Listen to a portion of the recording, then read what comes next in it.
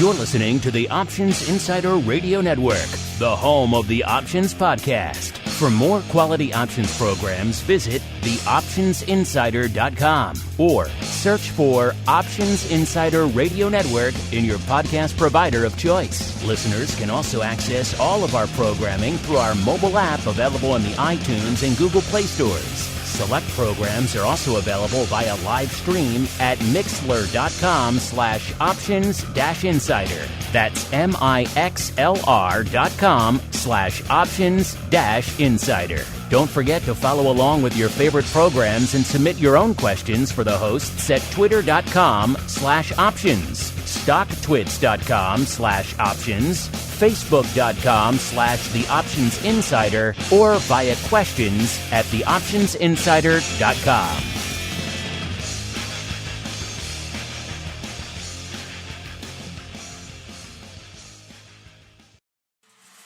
Welcome to Volatility Views, the premier program for volatility traders. Each week, we'll take a deep dive into the world of volatility with in-depth analysis, trading activity reviews, strategy breakdowns, cutting-edge education, and much more. We'll also bring you exclusive conversations with the traders, researchers, and asset managers who are reshaping the volatility landscape.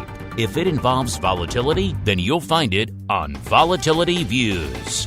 Volatility Views is brought to you by MIAX, one of the fastest options platforms in the world. MIAX is now trading options on the SPIKES Volatility Index, offering pinpoint accuracy, radically faster dissemination, and a highly transparent settlement auction for confident trading, all for competitive exchange fees. It's time to make a change and give yourself an edge with SPIKES. Learn more about SPIKES at www.miaxoptions.com/spikes. Options involve risk and are not suitable for all investors. The statements made are provided for information purposes only and are not intended to provide and should not be relied on for financial or legal advice. And now, it's time to take a deep dive into the world of volatility.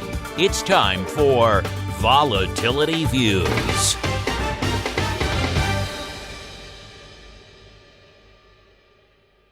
All right, everybody. That music means it is Friday. It is 12 p.m. Central, 1 p.m. Eastern. Yes, it is time once again for the old Volatility Views, the premier program for volatility traders. My name is Mark Longo from the OptionsInsider.com, as well as, of course, from the ever-exciting Options Insider Radio Network. Reminding you, if you like what you hear for this program, for everything we put out there for you guys throughout the week, make sure you leave those reviews on wherever you get this fine program so other folks can continue to discover this program. Keep those questions and comments coming too. We do love to hear from you guys. Also want to remind you this program also brought to you by Matrix Executions LLC, an agency broker dealer focused on best X and trading workflow automation. A tech-driven firm, Matrix is led by trading pioneers with decades of experience designing and building best-in-class solutions for options markets. Matrix connects to all domestic exchange venues and multiple international exchanges and serves both institutional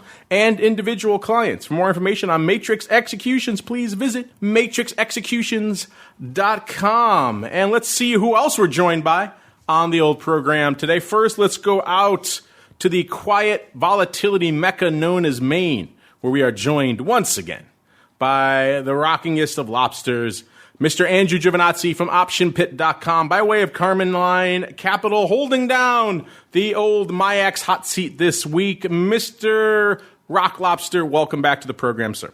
It's good to be back in the volatility. I guess you're the volatility recording number one volatility recording show, something like that. How large the network is? That's a strange way to put it, but okay, we are the number one volatility recording show. Yes. I like that. I'm going to put that on the headline of our website now and everywhere else. The number one volatility recording show.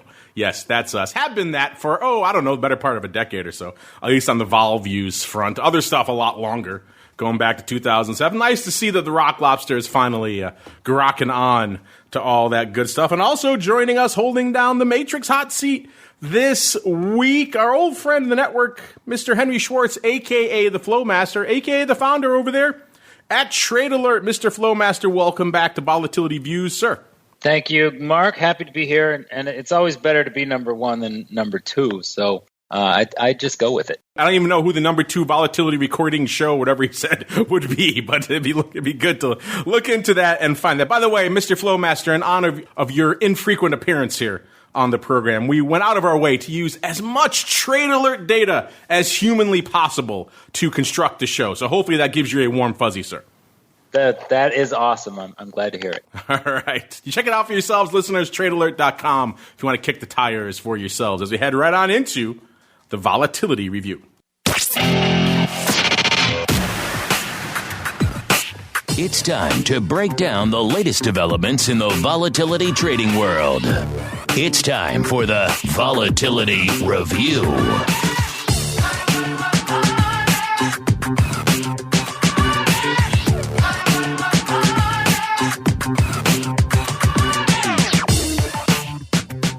All right, everybody. Welcome to the Vol Review, the portion of the show where we break down what the heck is going on from a vol trading and trending and unusual activity and all sorts of other fun perspectives. All right. A little bit of a green end to the week here. Another day that ends in Y, another day of horrific totals on the virus scene. Of course, that means a little bit of green on the old screen. We've done this once or twice or 8 million times out here, and yet it's happening yet again today. Most of the major indices firmly in the green. S&P up about 0.2%. NASDAQ up a similar percentage, and Dow up a similar percentage as well, a little north of 0.5% out there. So, but still, most of them firmly in the green yet again out there today. So a lot of fun stuff popping off out there. Of course, we've been off for a couple of weeks. We were off last week because of the Thanksgiving holiday here in the U.S. So a couple of weeks since our last show. Spikes come into showtime. Was that about a 21.5? That puts it down not quite 2 points, about 1 3/4 points from this time last show. VIX cash at about a 20 3/4. It puts it down about 1 3/4 points exactly as well. So a rare time where both VIX cash and spikes moving the exact same distance show to show. And our old friend VVIX coming in a bit as well, is at about a 105 coming into showtime. Puts it down a little over 6, about 6.5 handles from last show. So vol coming in, and vol itself getting less frothy, less volatile pretty much across the board. Let's go on out now to the old Matrix hot seat, to our guest, the Flowmaster. Mr. Schwartz, sir, obviously a lot going on in the world of options, a lot going on post-election from a vol perspective as well. What is lighting up your tape over there at Trade Alert this week, sir? Well, it's been a pretty wild compression of vol since the election. I mean, we're seeing levels now. VIX is still in the in the mid 20s, but if you look at that at the money vol in the S&P, we're back down to 16, 17, out a few months. This is really. I mean, we had some quiet periods in August as well, but we're pretty much kind of punching through those.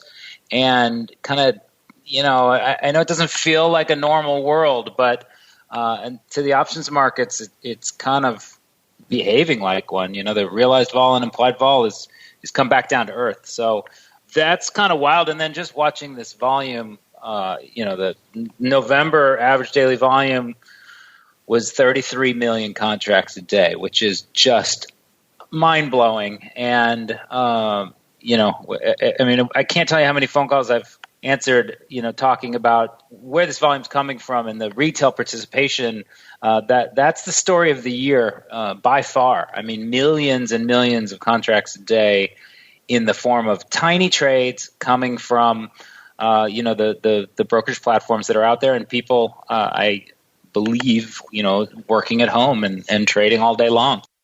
That certainly does seem to be the nugget. I know the last time you chatted, it was back on our election night special. At the time, you were talking about this explosion of what you termed the one lots, the 1 million one lots that are hitting the market these days that it didn't even exist a year ago. You also looked at a little bit of some interesting one lots going up in a product you probably wouldn't expect, which is the SPX, which is notoriously a size institutional product, but it seemed like it seemed like the one lots were maybe even creeping in there. But I know you wanted to do some more digging before you spoke on it any further. Have you had a chance to dig into that anymore since our last chat, Mr. Flowmaster? And if so, what have you found?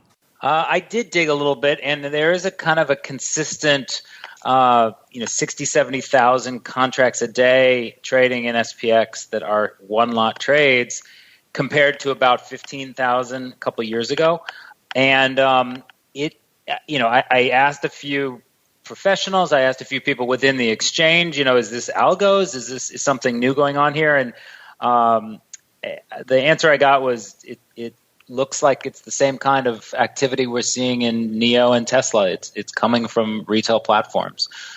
So it's really interesting. I mean, obviously those products, they're in some ways they're simpler, right? European, index options, are actually easier in some situations, but the notional value is a lot higher. So it takes, people have to understand how those products work. But it looks like there's a decent chunk of the retail that's also playing around in the indexes.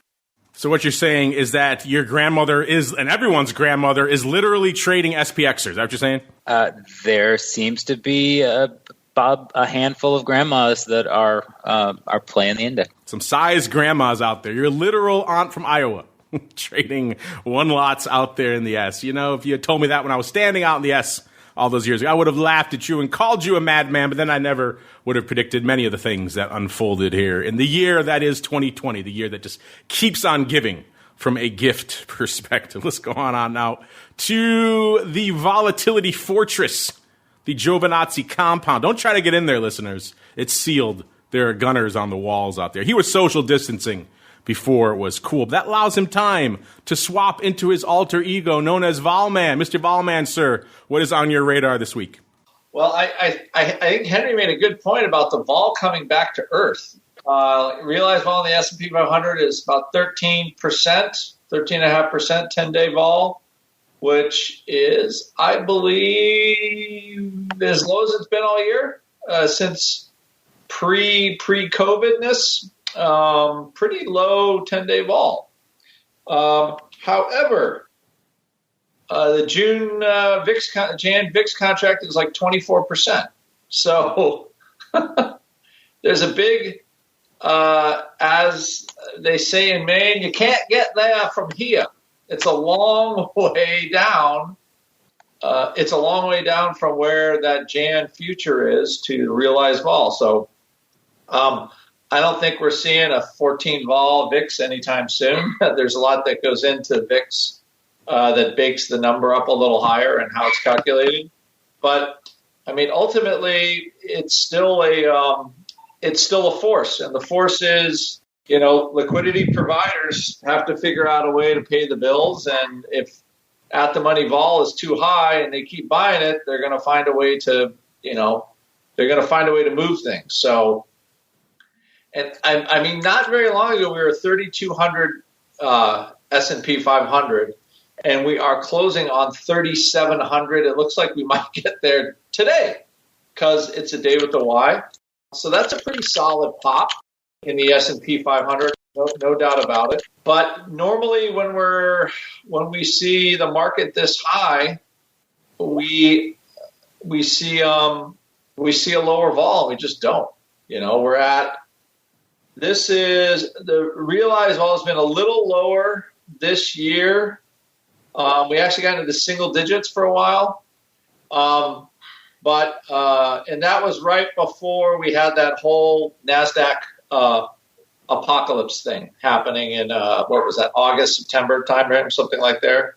So I think we're on our way, but this is the lowest implied vol number we've had in the COVID era. So all this talk about, we've got an election that seems to be over, and we have some vaccines that should be coming out. I think one big kick will be the FDA here if they're going to just approve them. I think that's another thing that we're waiting on, and stimulus, another thing, like, I guess, so again, still stuff to keep the vol up there, but January futures still pretty high, but another thing is what makes VIX move lower between now and, let's say, the Georgia runoff. I don't know. I don't think we're going to see a lot of action in it. I think there's a lot of action in a lot of stocks, but I don't think we're going to see a lot of action in VIX. So it'll probably hang out at this level until till that runoff is over. So we still have another 20 days of, I think, maybe not very much excitement unless people embrace whatever the FDA does next week with Pfizer and all that other stuff. Well, where there is action, as Henry alluded to earlier, it's the overall options market. Broke down the full numbers on the option block yesterday, so I'll kind of just skim them now. There's a couple of points that are salient for this audience. First off, as Henry alluded to, overall volume, just, I think, technical turbines, redonkulous. It's 677.2 million contracts in November, up 71% from November of last year. Everyone who was asking at the beginning of 2019, after we were coming off the heels of that record year that was 2018, saying, oh, can we beat it? Can we beat it? I kept saying, careful what you wish for, because look what it might take to actually get there. And lo and behold, we've seen the year that is 2020, and sometimes what is required to make these numbers, and it ain't great. So just bear that in mind if you're saying, can we beat these numbers in 2021? Maybe it's good for the options business, but collectively for a society, maybe let's hope for a little bit less next year. Of course, we drilled down all the equity options, cleared ETFs, all that good stuff on the show yesterday. But what's interesting and what's salient, I think, for a lot of you out there are the VIX futures. Of course, OCC clears those as well. They're pretty much the only futures left that they clear out there. Total overall VIX volume VIX futures volume, I should say, for November, 3.5 million contracts, 32.2% decrease from November of last year. So one of the few dark spots in an otherwise banner months. Even index options were up, and they've kind of been languishing of late. But VIX futures can't seem to catch a volume break out there. Obviously, pretty excited, I think, looking forward to the return of some of these ETPs out there to maybe gin up some of that volume. Let's go on out. Since we're talking about volume, let's dive really quickly into the MIAX hot seat yet again. MIAX, another one of the bright spots out there in the overall option space in November. They're kind of the little exchange group that could, except not that little anymore. They're starting to climb up. They have actually surpassed NYSE. Now, NYSE and Amex combined do less volume than MIAX, which is kind of amazing to say that, but that's where we are these days. MIAX putting up 69 million equity options contracts in November. That's an ADV of about 3.4 million contracts and an equity options market share of about 10.8%. By the way, if you're wondering, their volume in 2020 up 85.5% from this time last year. And if you add up total options market share, they're actually at 11.25%, which, as I mentioned, outstrips the NYSE Amex kind of combined entity out there. Only a few other larger exchange groups do more paper. Obviously, CBOE, because they have BATS and everything else in there, and also NASDAQ, because they have about 6 exchanges in there. Both are in the high 20s to low 30s range. But MIAX getting up there, which is interesting. And of course, if you've been watching the numbers and the press releases, they've announced pretty much almost every day since the last time they were on. One of the reasons why they're not on right now, they're kind of busy out there buying stuff. They completed the acquisition of the Minneapolis Grain Exchange. They announced more investments in Vesica Technologies, a fintech startup. They have a Stratify. They invested in that. So they've kind of been buying and investing across the board. So they'll have a lot to share with us. Hopefully some more info on the Spikes futures when they come back on the show next. Unfortunately, those are still halted, but they do expect those to be back before the end of the year. So hopefully we'll have some interesting nuggets to sink our teeth into out there. Speaking of all things futures, let's get out to the VIX futures out there. Like I mentioned, kind of a weak month for them. And the curve, as the Rock Lobster mentioned, has been an interesting one to watch. Some people have called it frozen. A few other adjectives I've seen thrown around out there on Twitter over the course of the past week. Coming into showtime, we saw that D's future not that far away from where it was last show, hence the frozen adjective out there. It's about 1.5 points premium to the cash. It's about 1/10 of a point difference than it was 2 weeks ago on our last show. So not a heck of a lot of movement. A little bit more movement on the Jan future. That was about 2.25 points above the cash coming into showtime.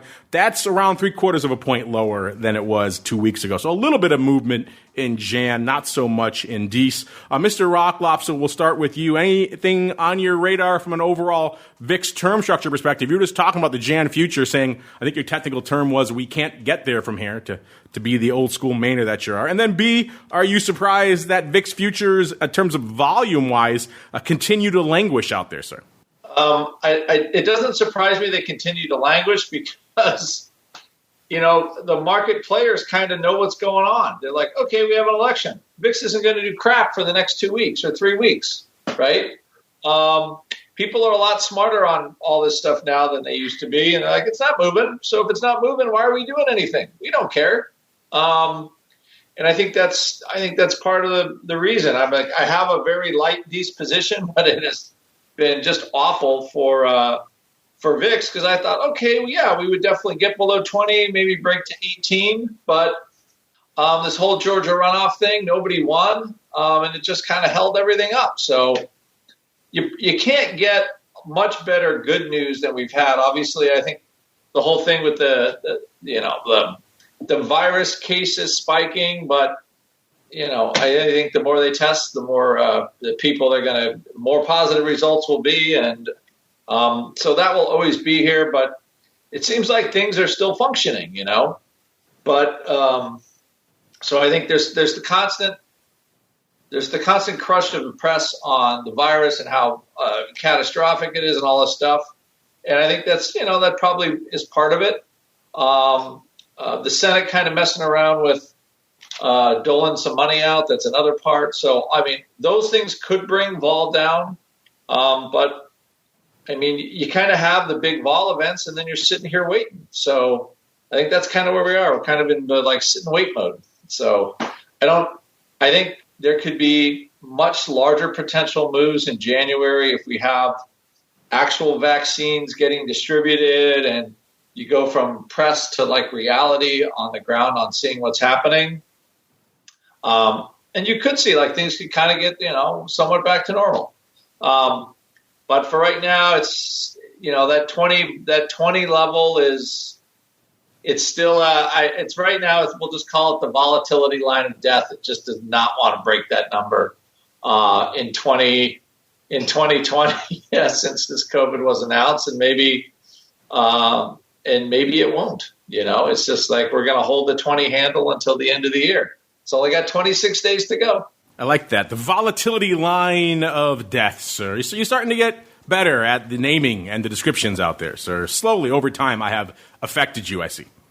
Yes, after 10 years on the show, I'm finally getting the hang of it. A little bit. It took you a while to get there, but you can't make the horse drink. But eventually, over time, he will probably get thirsty and have to drink on his own. We're also thirsty for the knowledge of the Flow Master. Mr. Flow Master, sir, I know you keep an eye on all things futures out there as well, even though your main purview is all things options. What are your thoughts on the VIX futures? It seems like they continually this year, even though options volume has exploded, the futures continue to languish. If you have any thoughts on that, have at it. And then also, B, what are your thoughts on what we're seeing out there in this? Some people have called it frozen, this strange kind of hovering VIX futures term structure we're seeing, sir.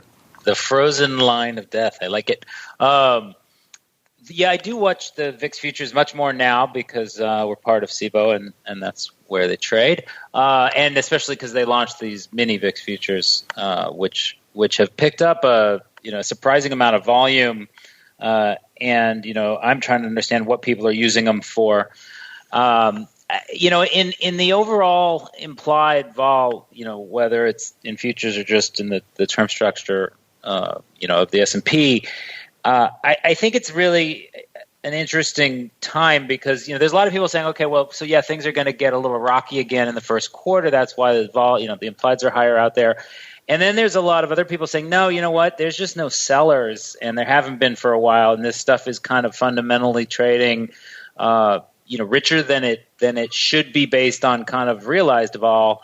And I kind of, at this point, I am hopeful that the world's going to smooth out, soon.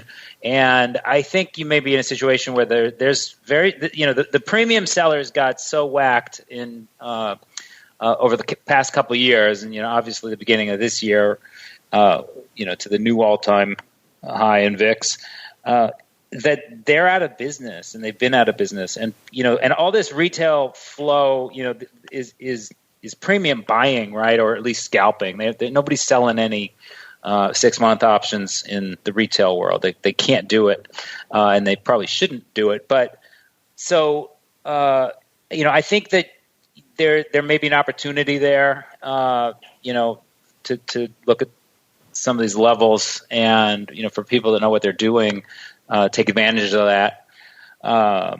And in terms of the volumes, you're exactly right. The ETPs and some structured products that use the VIX futures disappeared, and it's a long cycle to get new things launched. But I do see you see more and more of these actively managed ETFs and ETPs, every month.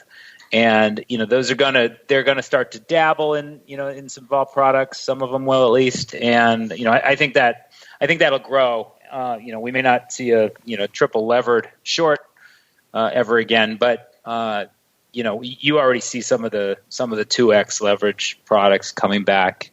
So and once people's memories of vol going from 9 to 80 fade, then I think you'll see more people a little bit comfortable with the risk reward of being short vol. I like that. I miss my old triple levered shorts, Henry.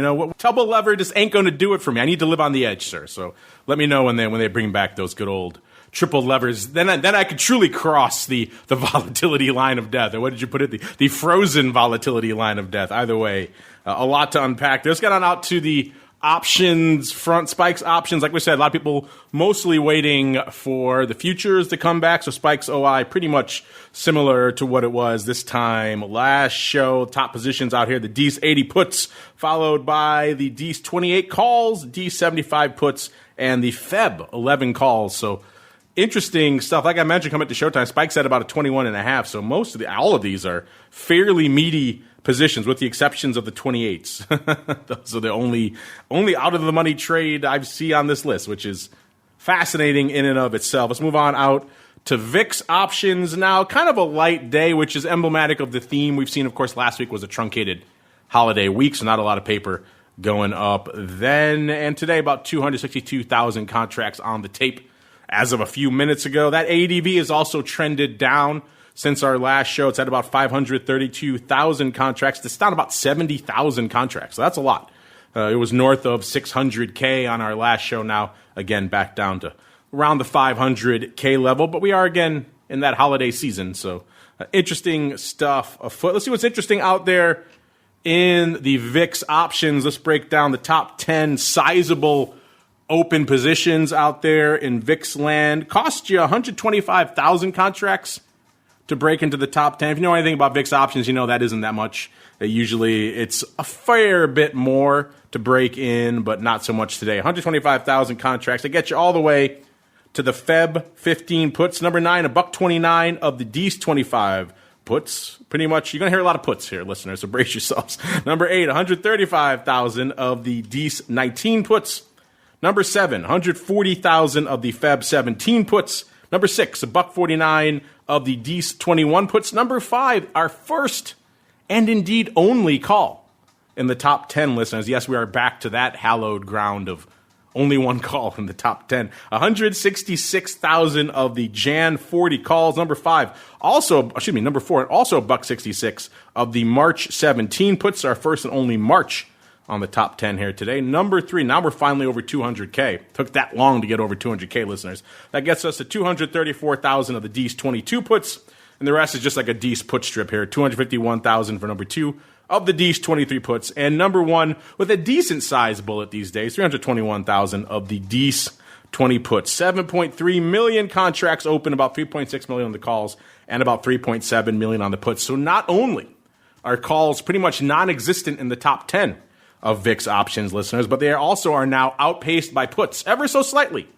in the overall OI of VIX options as well. Mr. Schwartz, I know you're out there watching all things VIX options these days. Are you surprised that we're back into this relatively rare circumstance where there's only one call in the top 10 of VIX? Usually it's kind of the other way around. And then B, any other interesting trends or trades or developments come across your radar in VIX options land this week, sir? Well, the put call in VIX, I mean, you go back a few years and, everybody kind of knows VIX calls are similar to SPX puts in terms of the hedge that they provide.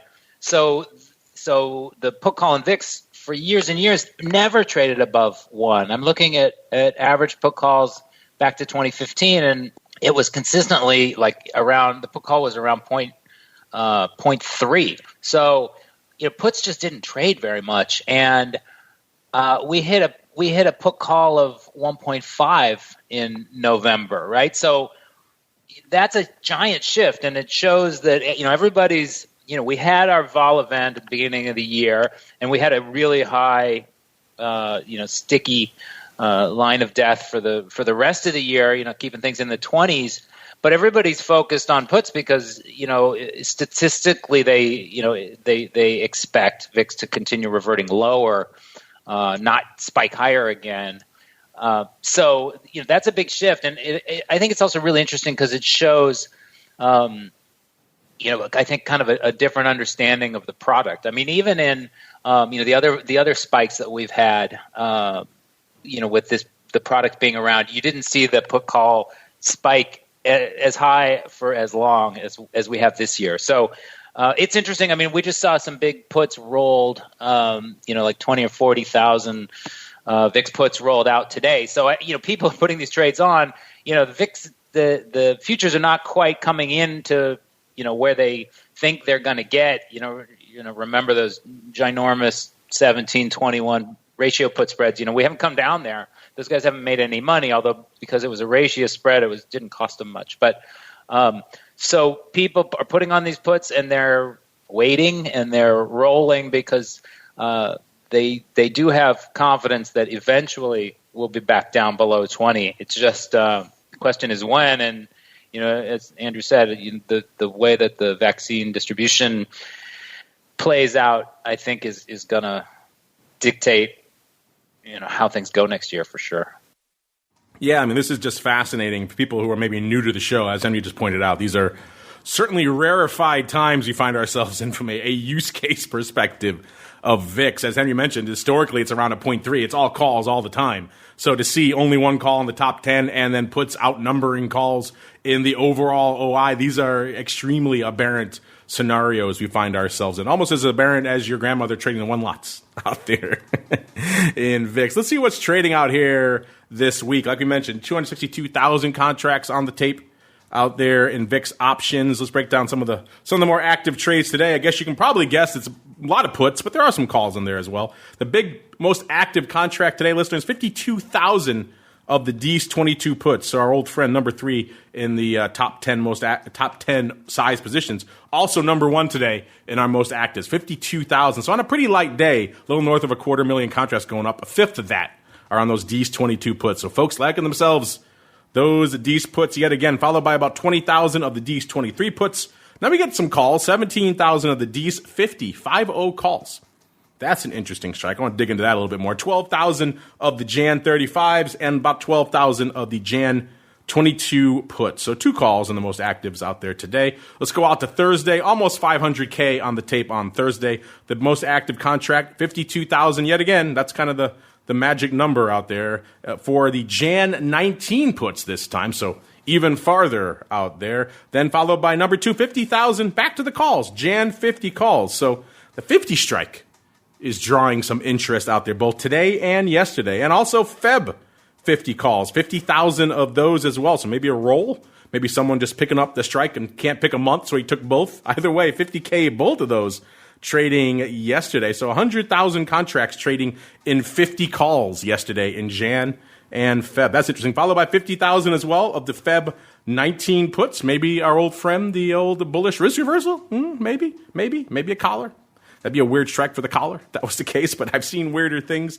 And then about 34,000 of the D's 20 puts going up yesterday. Wednesday, 410,000 contracts on the tape. Once again, about 53,000 for the most active contract. Gets us once again to the 19 strike, this time the D's 19 put. So similar strikes, different months dominating our most actives here every day. Followed by 30K of the Jan 18 calls and 30K as well of the Jan 19 calls, 30K, going out to April, of the April 30 calls and 30K as well of the April 60s. So maybe some funkiness going on out there with April 30-60, and as well as a bit of maybe of a tight vertical in Jan. Tuesday, the most active day of the week, 729,000 on the day, so close to 1 million out there, the closest we've gotten all week. And 56,000 was the most active contract. That was the D's 21 put this time. Again, puts leading the dance out here. 52, almost 53,000 of the Jan. 47 half calls, not quite 50. They ticked down a little bit to 47 halves. 52, almost 53,000 of the, going out to May now, May 42 halves, our first May on the list. So interesting upside selections here. 32,000 of the Jan 22 puts, and round out the top five here, 28,000 of the Jan 35 calls. So there were some calls trading this week, listeners, just not enough to really break into the top 10 most actives or size positions. And then Monday, the light day, 291,000 contracts. The most active, yet again, 43,000 of the D's 23 puts, followed by 27,000 of the Jan 24 puts, 13K of the D's 25 calls, 10K even of the D's 65s. Yes, 6-5 listeners. And then 10,000 of the March 20 puts. Mr. Rock Lobster, a.k.a. Volman. I know you crazies in the pit chat like to sling a few VIX options every now and then. Hey, what are your thoughts on what we were just talking about with Henry here? Just the somewhat historic nature of what we're seeing out there in terms of no call love, really, in VIX. And then B, any thoughts on some of these funky trades we're seeing going up here on the 50 strike and the put palooza that was trading this week in VIX options, sir? Well, you know what's funny is that the put palooza, I think people are they're looking for the vol to drop, right? I mean, this vaccine and vaccine distribution, and there's still questions, and there's all these COVID cases, but I think at least the market seems to understand that there's probably a lot more COVID people with it that are unreported numbers. So one thing you've noticed, like even as they're reporting all this spike in numbers, stocks keep going up. I mean, I don't know if everybody's just lost their minds or they're like, whatever, or people are punch drunk. So the fact that they're buying more VIX puts now, I think is okay. Hey, because these events keep taking the ball down, I think people are getting smarter. And I mean, and another part of the problem is I think, long VIX calls and long SPY kind of make a good sort of, ball back spread sometimes. And maybe those call buyers just don't need to be around, they don't need to buy them anymore, or they've made so much money on their SPY. I mean, 12, what do we have? 400 handles in a month in SPX. Like you made so much money that you're like, I don't even care anymore. So I think from that point of view, people aren't buying the calls up here because they just don't think they need them. Like before that, the vaccine news, if you look at kind of the change in vol from that on those, on that news, it was pretty substantial. But now it's at a place where I think one reason why the vol doesn't come in is because we just keep going straight up in one direction and keeps pulling the curve up. So that's where we have VIX. As far as puts, now think about it too, is you can buy all of the December, 2 weeks to go. Well, let's call it a week and a half now, right? But you can buy all the 19 puts you want for 15 cents. Okay, and that is only a point that's a little less than 2 points away. We're only 81 cents from the 19 handle. Like the market is basically saying we ain't going to be a 19 VIX this cycle, even with the potential FDA, even with the potential Senate. They are on these things. So I find that actually the most surprising. And that's what just leads me to believe, we're kind of the last sort of vol hang up is the election, right? Because they're pricing the D cycle different than the Jan cycle, I think. Just from a perception of how low we can go. But either way, the 22 strike is yesterday. The at-the-money strike, I remember, was around $4. And it's starting to leak a little bit. It's down to a little over $3.25. So some of the vol is coming out of it. I think we're hung here. You can buy all the DC-19 puts you want, and it's not. And I don't think it's going to move the needle very much. So there is I guess you could say that's an opportunity, but from a put buying point of view, you still need VIX to go down to make money buying puts. And I do think for this cycle, it does feel we're a little stuck. We are stuck indeed. You know what's not stuck is good old VXX. It continues to erode week on, week out. Of course, our last show was 2 weeks ago, so it's moved quite a bit since then. Coming into showtime was at about a 17 even. I think it has ticked up a little bit since then, but still it puts it down almost 1.5 handles from our last show 2 weeks ago. Doing all right paper out there today, about 134,000 contracts on the tape. The ADV is 207,000. That's actually down quite a bit from our last show, down about 33,000 contracts. So most of the big products, VIX and VXX and others, taking a bit of a volume hiatus over the holiday weeks here. We'll see if those numbers continue to tick up going forward. Let's see what's trading out there today. The most active contract today are the DEES 17 calls, 5,300, followed by almost the same amount of the DEES 17 put there, and then 5,000 of the DEES 17.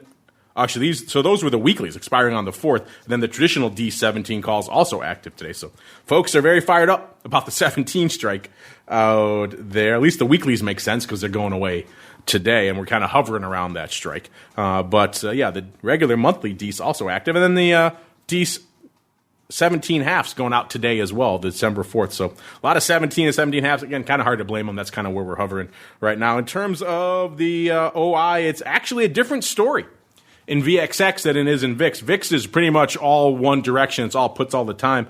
VXX, for the first time in a while, is straight 50-50 calls to puts out there, which is kind of interesting. Let's do a quick top 10 out here, and then we're kind of coming up against it. I want to make sure we get you guys on here as well. Number 10, 17,000. That'd be something, 171,000. More than VIX to break into the top 10 of VXX. I don't think we're quite there yet. 17,000 of the Jan 30 calls. Number 9, 17,000 as well. Of the D16 puts. Number 8, about 19K of the Jan 20 puts. Number 8, 19,500 of the Jan 20 calls. Number 6, 19,800 of the Jan 10 puts, so an interesting line in the sand there. Number 5, 20,000 of the DEES 20 calls. Number 4, 22K of the DEES 30 calls. Number 3, 29,000 of the Jan 25 calls. Numero dos here, 29, almost 30,000 of the Jan 18 puts.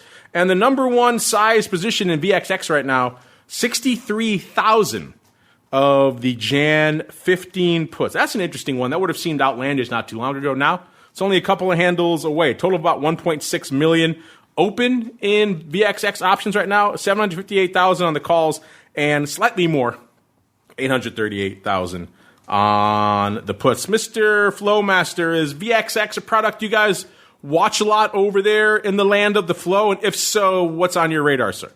I keep an eye on VXX. I know that it's in for a lot of the guys in the pit. Actually, they just kind of like to nibble at VXX. Before the VIX futures were the mini VIX futures were there. Sometimes they would just buy VXX as a hedge, and then once they kind of had enough VXX, they'd sell it to trade into a future. From what I've seen, there are definitely some differences. I mean, you get a little bit of a different audience when it's an ETP. But they're similar products. So overall, you got to kind of have the same configuration of things, just a little bit of a different view on it. Yeah, it's interesting to see. They nibble at it. Of course, now that everyone's grandmother is literally trading SPX and VIX, maybe they don't have much need. It used to be the retail vehicle for vol. Now they're trading the big dogs. Maybe they don't need VXX anymore. Mr. Rock Lobster, I know you crazies in the pit chat love to sling themselves some VXX. What are your thoughts on what we're seeing out there this week, sir? I think the thoughts are, has it moved this week? I'm looking I honestly am struggling to find a VXX trade because I don't normally sell calls in it. I just like it when it moves. And right now it's sort of, let's see here. What is the big range for this week? Let's say it started the week at 1758. It was 1742 yesterday and is down 30 cents today, but it's trying to work its way back up just a tiny bit. So we've had a grand half a point move in VXX this entire week.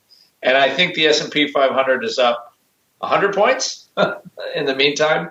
So I like VXX. I like it as a Jan trade. I don't like it as a December trade right now. Just because I don't see a lot of like a compelling risk reward in it because we need those futures to move. And they're stuck and they're up there in the 20s and they're just not in a hurry to get down. So I do like it. The thing I've been trying to is just price some like 16 calendars or some 15 calendars, put calendars, stuff like that. To try to carry us into January and see if I can just make a little dough in the meantime. But one thing notice is that vol VXX is not very high either. It's into the 70s. But the Jan cycle's in the 80s and 90s. So, usually the volatility, the term structure tells you a lot of information. And right now, they don't give a damn about December, but they care a lot about January. So as far as that goes, I think it's a difficult D's trade and a more interesting Jan trade as we get closer to that cycle. You know what? We certainly do give a damn about your questions, though. So without further ado, let's check in on the volatility voicemail. It's time to share your thoughts and opinions with your fellow volatility traders. It's time to check the volatility voicemail. Make your voice heard by dialing 779-669-4VOL. Posting a comment on the optionsinsider.com, sending an email to questions@theoptionsinsider.com, or posting your questions to twitter.com/options or facebook.com/theoptionsinsider. All right, everybody, welcome to the Vol voicemail. You guys know how to reach out to us at Options, most of the major social media platforms. Questions, theoptioninsider.com. Also works. We have a slew of questions from those outlets. But, of course, if you listen live, we're nice. We kind of bump you to the top of the list, just like Tony here. Tony Weber wants to know the folks on CNBC. Well, that's your first problem, Tony. You're watching CNBC. We can't help you. We only broadcast for a few hours a day, I know, so we can't trump all their stuff. But we try to walk you off the ledge, that is CNBC, whenever possible. But I digress. The folks on CNBC keep citing the increased call buying as a contributing factor to the VIX remaining elevated. I'm assuming you mean SPX, but you've been listening long enough, Tony. You know that. Do you agree with this analysis when VIX eventually drops? So it's, I guess, a related question. When VIX eventually drops, will it drop fast? Or will it take months to draw down? Let's go to the Flowmaster first. Mr. Flowmaster, sir, do you concur with, as he puts it, the folks on CNBC that all this SPX call buying is what's keeping VIX here? And then also, do you, for his second part of his question, do you think when VIX starts moving to the downside, it's going to be just watch out below, sir? Well, I do agree that this, the call buying, which has certainly been a huge part of the market and a very profitable trade in general, for most of this year, is the reason these vols are staying up here, right? You've got premium buyers that are making money, and so they're going to kind of return and do it again. That said, I think if things become a little bit more normal and maybe the market stops going up 1 or 2% a day, that's going to dry up because it's not going to work as well. And you may see the VIX kind of do a quick, 4 or 5 points to the downside over a couple of weeks. But, I agree with Andrew. It's not going to happen anytime in the short term. I think you're probably looking out, 3-4 months, just because we got to get through the holidays and, what will probably look worse in terms of COVID. But looking at, I was trying to come up with a list before the show, but I didn't finish it. But just looking at some of the vol spikes that we've seen with stocks actually jumping higher, This year the number of vol up, stock up situations, and it does filter into the broad market, into the indexes as well, indirectly, but they pretty much have to do something similar, has been higher than we've seen in a long, long time, right? So, you have names like, yesterday Lemonade popped $15, which was about 20%, and the vol went up 30 points with it, right? And we've seen it happen in Tesla a whole bunch of times. And, that's a funky phenomena. And, some people would say, oh, no, that makes no sense. That's just stupid. Vol doesn't get higher when a stock gets higher.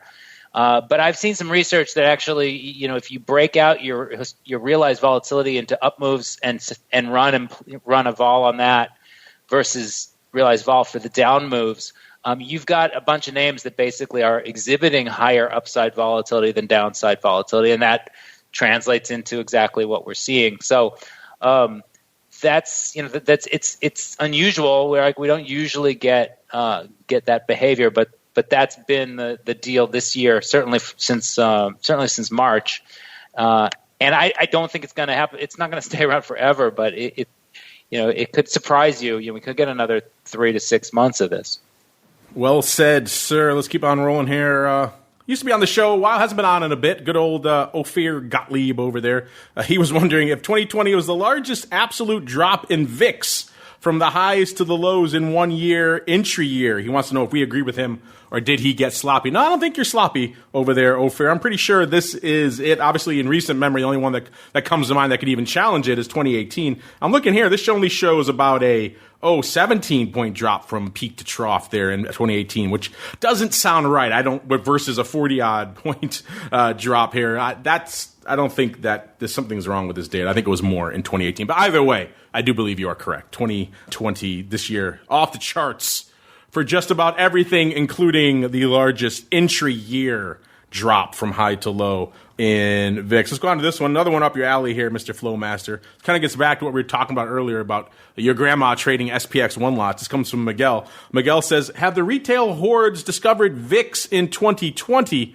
Are we seeing the same explosion of one lots out there that we're seeing in the big tech names? Thanks. Well, VIX has always been more retail friendly than, let's say, an SPX, which is why the one lots in SPX are so strange and aberrant. SPX also a big beefy contract. So VIX, from that perspective, has always been a little bit more retail friendly. But Mr. Flowmaster, you keep all the data out there. Have you seen the same explosion of one lots in VIX that we're seeing in some of these other products, sir?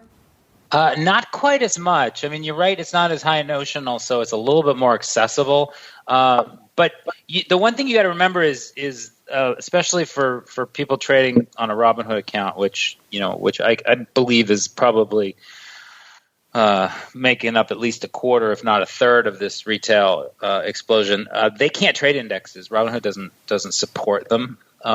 So those guys are not playing the VIX. I did just run average trade size, and I believe that VIX was still kind of in the higher end of the average size. So meaning that it's still more institutional than retail getting in there. I think that retail's still going to keep playing in VXX more because it's easier, it's permitted in a Robinhood kind of account, and it's the behavior is going to be similar.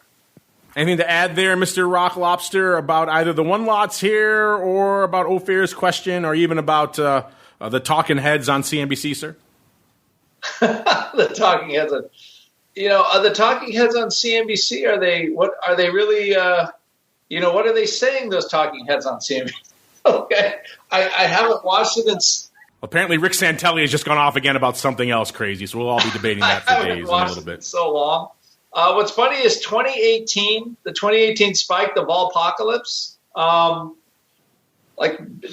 I think we touched 50 briefly intraday, and that was it for 2018. And then when the NASDAQ was melting down in December 2018, only to the 40s, which we thought was huge, right? And I think the reason why it felt so huge because we kept going back to a 12 and then back up to 40. So that relative move, it was pretty big. So yeah, but I think this year it was the biggest, like peak to trough move for sure. It dwarfed 2018, not even close on that score. Even some of the smaller moves into the 40s and almost 50s. I think we had 3 or 4 of those. Yeah, we had 3 of those moves after the huge spike in 2020, and almost all of those almost dwarfed the 2018 moves, or at least were consistent. And those were just like the little pops that we had while we were trying to deal with COVID-19. So from that point of view, yeah, I think this was a banner year in a lot of ways. From the one lots, I think the one lot people will be here to stay, and they come in and out. Generally, they like to see the market going up to get in here. And they've had plenty of that this year, from the bottom peak to trough. So I don't see why that should change very much at all. So as far as the CNBC talking heads, listen, and when you just, for the average person, if you're looking, if the straddle is expanding, the vol's going up, and straddles can expand on the upside, because the upside is really the thing that really can blow a stock up. I mean, we traded in, Henry's seen plenty of stuff you have where just the vol doesn't, it can keep going up and up and up. And that just, creates a lot of short gamut, a lot of problems, because it doesn't stop, right? Stock that goes from $40 to $100 is much more difficult to manage than one going from 40 to 20. So, you have to, you're trying to think about how that goes, but just this constant expansion of some of these names is just like in 2000, where the vol came from the upside. It wasn't from the downside. So remember, volatility can go both ways. So as long as stocks are going up, vol's going to go up like that. When they go up that strong. All right. You know what time it is now, listeners. The portion of the show Henry's been sweating about the entire show. Yes, it is time for the crystal ball. It's time to peer into the future and reveal what the volatility gods hold in store. It's time to look into the crystal ball. All right, everybody, welcome to the crystal ball, the portion of the show where we prognosticate wildly and indeed recklessly. Last time on the show, I remember I said I wasn't sure if we were going to have a Vol Views on that Friday or not, if we are going to be prognosticating for 2 weeks. It turned out to be the latter, prognosticating for 2 weeks, which makes my prediction look that much more unerringly precise, which was I was at about a 20 double and VIX cash at about a 20.85 or so. Right now, of course, we are in an interesting spot here, Mr. Rock Lobster. I will give you points because we are in that time of the year where Spikes gets, as Steinman would put it, who's coming back on the show, I believe, next week. I haven't talked to him in a while. The Spikes father himself. But he, as he puts it, it is pregnant with the dividend of SPY. So Spikes actually has that premium. And that is working into your favor right now, Mr. Rock Lobster, because you were at a 21 double, a full point higher than me. And Spikes is at about a 21.5 right now. So we are at a bit of an impasse where technically I win, but yet because you're closer to Spikes, and Spikes is one of our primary indicators here, I may have to tip my cat to you. What do you think? How generous is that, Mr. Rock Lobster? All I know is I now know that this is the strangest year in history because you are even making a minor concession in the crystal ball. I mean, you always give me a hard time of what quote I'm using for VIX cash. So let's just throw that out the window, even though I win there. And we'll go to Spikes, which I do not win on. And so that's how generous I am, sir. I'll take it. I'll take it. What can I say? Do you want to go first? Do you want to pick someone else to go first? I'll tell you what. I will go first, and I will be magnanimous in victory and let everybody else scum me this time. So, as opposed to what usually happens where I scum everybody else. So, I'm looking at what we have as I'm sticking to my original thing. I'm going to take your number. I don't think we're going to see much. I'm going to say 2050 VIX next week. Look at you. taken my number because it was so gloriously accurate and precise. That's a 2-week prediction, by the way. Let me just put that out there, by the way. That's no mean feat. So Mr. Rock Lobster drawing his line where mine was previously, pretty much, at a 20 half. And I guess I'll be charitable. I could go next, but I'll allow the Flowmaster to go next. Mr. Flowmaster, sir, what are you feeling for VIX and or spikes this time next week? I'm going to say 22 and a half. 22 and a half. All right. 22 and a half for the Flowmaster. All right. 20 and a half for the Rock Lobster. 22 and a half, 2 points north for the Flowmaster, which makes things interesting. I did kind of like where I was this time last week. I could see a little bit of juice trickling back in. So I'm actually going to almost not quite flop with the Rock Lobster, switch with the Rock Lobster, but get a little bit closer. I'm going to say for myself this time next week, 21 and a quarter. We're just in that weird spot where, as even the Rock Lobster alluded to earlier, they're not going to let it get that much farther down. And I could see some things pop. Maybe some of these trials don't go well or something else. Distribution is already proving to be an issue. Something along those lines could keep us a little bit more juicy. So that's our market next week, listeners. The Rock Lobster on the bottom, 20 and a half. Me at 21 and a quarter. And the Flowmaster all the way to the upside there at 22 and a half. All right. Unfortunately, that music means we've come to the end of an epic journey through the world of volatility yet again. What do we talk about? Just about everything. Spikes, VIX, the futures, the options, the underlyings, your grandma out there trading SPX, one lots, VXX, all your questions about the talking heads out there and everything else out there. It's a volatility palooza, to use a technical term out there. Hope you guys enjoyed. Remember, you like what you hear, keep those reviews coming. Keeps new folks discovering. We love seeing new faces and new names and people in the chat all the time. It really makes it fun out there. So keep that love coming wherever you're listening. And before we go, let's go back around the horn. Mr. Flowmaster did an able job, as usual, in our hot seat, sir. If folks are intrigued, they want to kick the tires over there in the land of Trade Alert, where should they go? What should they do? Come to trade-alert.com, and we're happy to set people up with trials. And actually, another place you should be keeping an eye on is datashop.cbo.com, because we're actually starting to get some of our historical content into the data shop, and it's really a pretty amazing place to pick up data.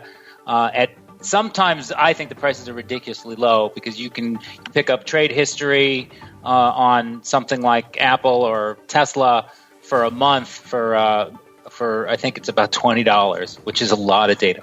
Check it out. I can't recommend it highly enough. We do use it all the time. I was joking about using it even more. We did use it more today on the old VolView show, but we do use it all the time here on the network. So Trade Alert, it's literally your one-stop shop for everything options flow. That's why we call him the Flowmaster. Check it out, Trade Alert listeners. You literally can't go wrong. It's got all the data. So you have those questions about one lots, you can go type it in for yourself and see the average size, all that other good stuff. By the way, we did our crystal ball, but you guys can play along too. We love getting your prognostications. So I know a bunch of them have already come in. We got some like live chat. We got Mr. Unlimited at 1989, so feeling a little bit of the fade, even below Mr. Andrew there, which is kind of interesting. So if you guys have your prognostications, hit us up. You know where to find us. And Mr. Rock Lobster, if folks want to find you, get some vol learning on, maybe talk to Vol Man himself. Where should they go? What should they do? You go to optionpit.com. Again, take a look at our products, the members page. Also, Henry does have some fine data over there at the SIBO, and I do like his Trade Alert products, lovely product. So if you want to see the flow, and I have to say it's been great for us at Option Pit. So anyway, unsolicited plug, but come on over to optionpit.com and get if you want to learn how to trade options, come see us. We'll teach you market maker tricks, and that helps. Get your tricks on. Get tricky over there at Option Pit. And you know where to go to get all the great spikes data, myxoptions.com/spikes. It's got your historical data. It's got your press releases. So all of you asking when the futures are coming back, stay glued to that page. You'll know pretty much before anyone. It's got your current spikes quotes. A cool little 2-minute video showing you what the heck spikes is. And guess what? Even a link to a cool show called Volatility Views. What more could you possibly ask for? From a volatility destination, myxoptions.com/spikes. And of course, this show also brought to you by our friends over there at Matrix Executions. They're an agency broker dealer focused on best X and trading workflow automation. A tech-driven firm, Matrix is led by trading pioneers with decades of experience designing and building best-in-class solutions. For options markets, Matrix connects to all domestic exchange venues and multiple international exchanges and serves both institutional and individual clients. More info available over there at matrixexecutions.com. And on behalf of the Flowmaster and the Rock Lobster and our friends over there at MyX and at Matrix, and indeed myself, I thank all of you out there for downloading, streaming, subscribing, for listening live, for sending in your questions. Keep them coming. And we'll see you back here next week for more Volatility Views. Volatility Views is brought to you by MyX, one of the fastest options platforms in the world. MyX is now trading options on the SPIKES Volatility Index, offering pinpoint accuracy, radically faster dissemination, and a highly transparent settlement auction for confident trading, all for competitive exchange fees. It's time to make a change and give yourself an edge with SPIKES. Learn more about SPIKES at www.myxoptions.com/spikes. Options involve risk and are not suitable for all investors. The statements made are provided for information purposes only and are not intended to provide and should not be relied on for financial or legal advice.